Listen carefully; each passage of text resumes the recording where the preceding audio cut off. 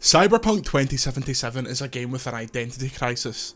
From an open world that is stunning but utterly devoid of immersion, to a campaign that, while enjoyable and well written, fails to innovate in any real way, it's a game that it's hard to look at and say, this is pushing the genre forward.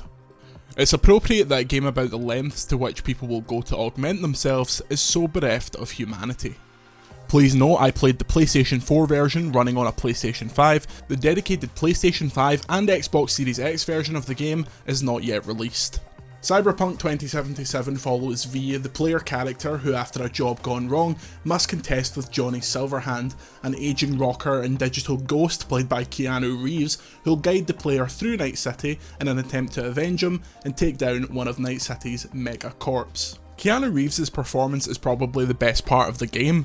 Turns out the memory of a weird half-robot annoyance was the role he was born to play. The game's narrative is at its most interesting during the conversations between V and Johnny. It makes me wish there was slightly more, as Cyberpunk's main campaign is a bit shorter than I would have liked. The resolution comes from almost nowhere and it feels like there's still a lot of uncharted territory before you're warned that you're about to complete the game. Throughout the game you'll be given some choices such as dialogue options or how you'd like to approach a mission, but the finale only seems to have a couple of variations. Your life path, as chosen at the start of the game, mostly just amounts to how the game begins and a few other dialogue choices.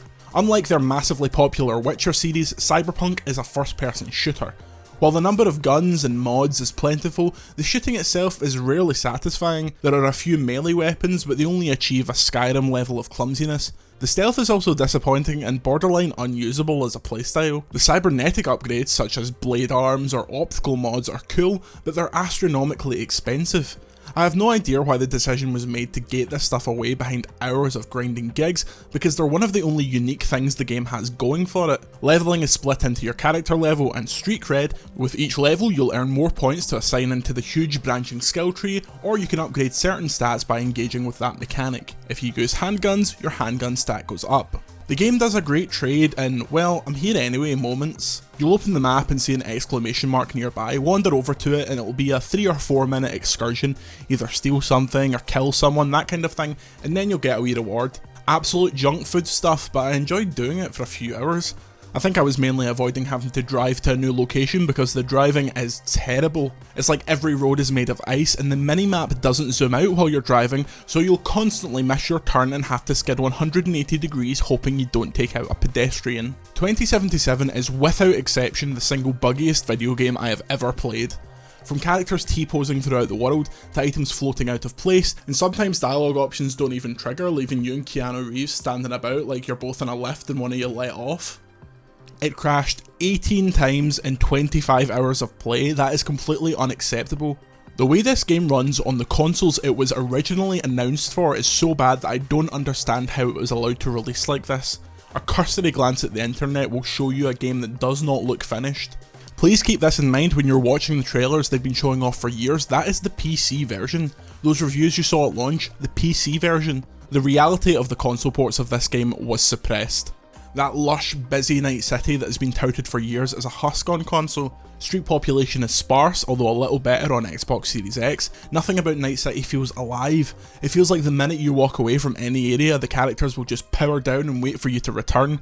It's a complete lack of immersion. The city is full of arcade machines, but you can't play any of them. There are bars and food vendors everywhere, but all they serve to do is to throw you to an inventory screen. You can't even get your character a haircut. You'll find a guy standing near a vending machine, lamenting that it doesn't work and it stole his money. If you then hack the machine for thousands of cans to fall to the bottom, he'll just keep hitting the machine and pretend nothing happened. There are random crimes around the world that basically boil down to 3 gang members holding someone hostage.